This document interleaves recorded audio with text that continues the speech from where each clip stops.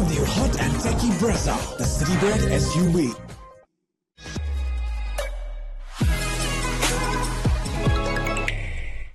What we want to know now is less than 72 hours before all the international teams confirm their World Cup squad is whether what's happened in the IPL is likely to carry on for the World Cup in terms of the intensity of batting, strike rates, scores. How should fans view what they're seeing now versus what they'll see in the World Cup in less than a month's time? I think what the IPL has done, especially this IPL, has given batsmen belief that this is possible. And when people come to the crease, and when the bowlers arrive to their marks, they're going to be like, you know what, we've just seen these scores. Anything is possible from here. So nobody's going to be in their comfort zone. Batting teams are going to try score bigger. Bowling teams are going to try and be more innovative. But at the end of the day, I feel, just from a bowler's perspective, the key is to get wickets up front. We've seen that in every single game. Whichever team has got wickets up front has been the team which has come out on tops at the end of the game. I don't think it will. There won't be a huge amount of crossover. The wickets in the Caribbean are nothing like what we've seen so far. These have been the flattest wickets I've ever seen. There's been barely any swing. There's been no bounce of note. Batters have just been able to load up to some pretty short boundaries. So I think a little bit of hold in the wicket in the Caribbean and a bit more unknown in the US will mean that batters have to play a little bit more conservative, and also with 7 batters at most that you're going to have in your side with some bowlers who can hit a little bit, as opposed to the impact sub, which is blowing it all out of proportion, I think.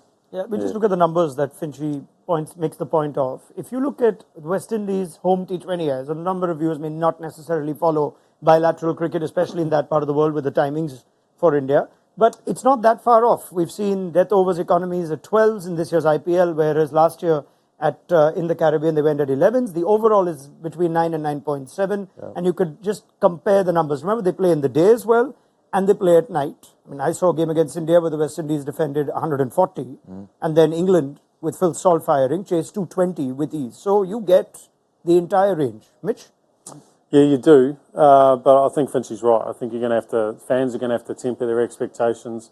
I think sides are probably going to have to bring back that role that we love talking about in T20 cricket, the anchor role. If they get in trouble, someone's going to have to steer the ship during that middle phase, and you see that from the economy rate being at 8 instead of 9s in that middle phase there. So it's going to be more difficult to hit boundaries against spin.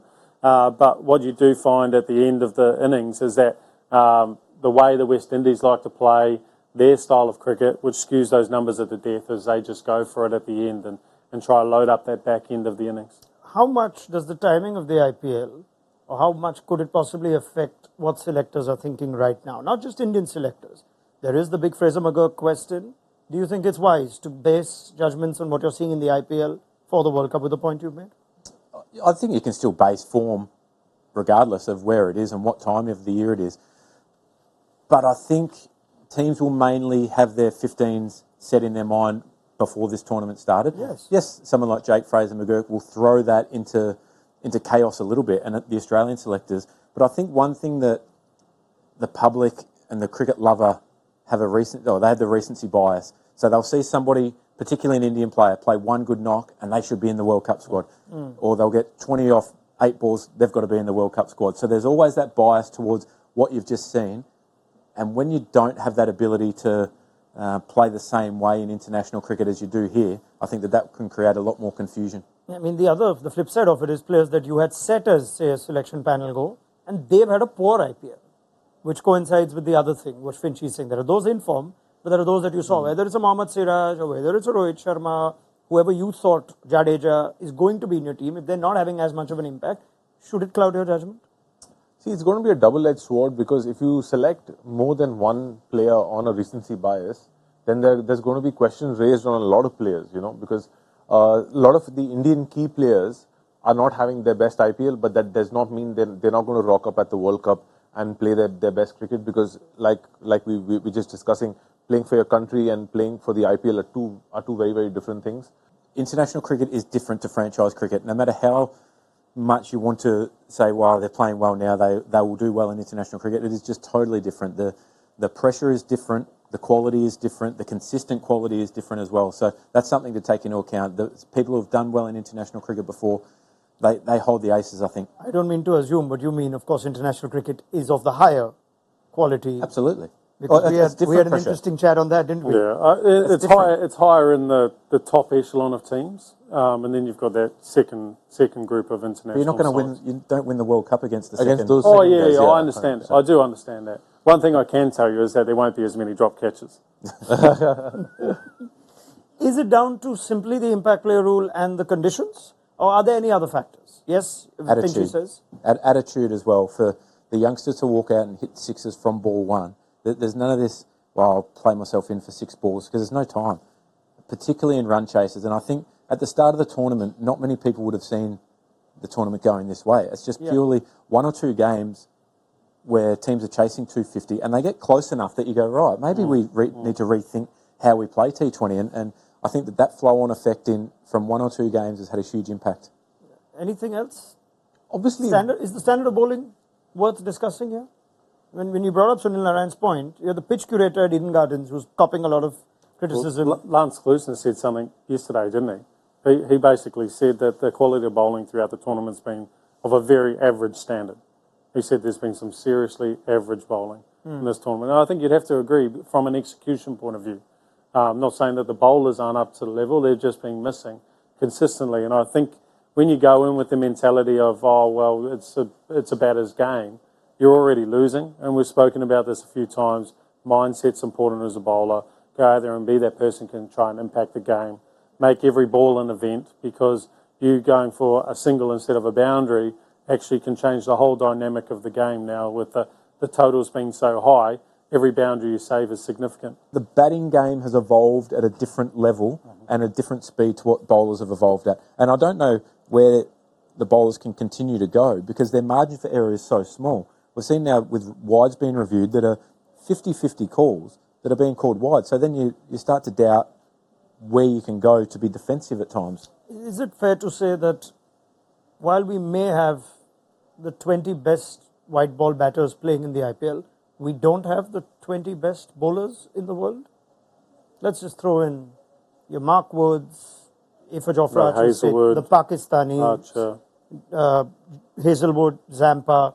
I mean, I'm trying to run around the top of my head to look at what that would be. We have a number of them, but therefore I'm thinking if Finchie says attitude, will it be as easy for, say, Fraser McGurk, or if let's say for sake of argument, Abhishek Sharma opens, that he'll still blaze away in the World Cup, and that better teams or international teams will not come better prepared for them?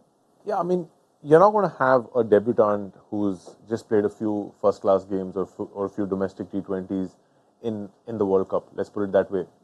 Anybody who's going to play the World Cup is going to be a seasoned campaigner for all the countries. They're going to have a serious backlog of great performances for their country, for their even in franchise cricket.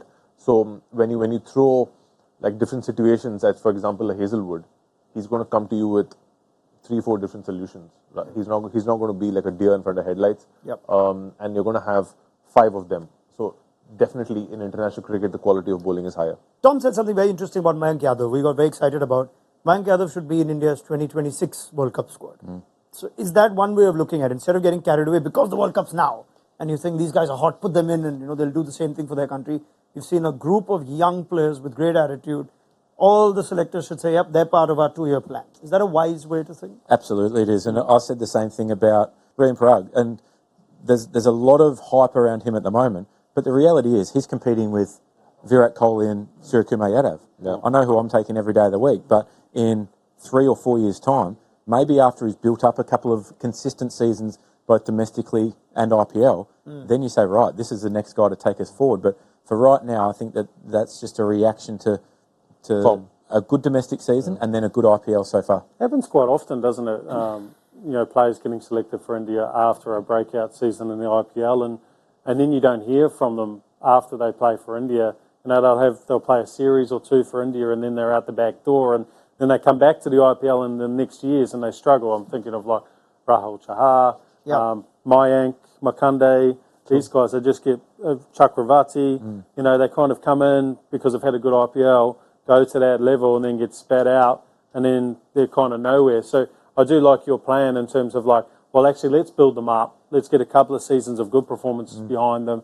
This is the goal, 2026, has a World Cup, and we'll try and make sure that you've got the experience and the ability to perform consistently at that top level.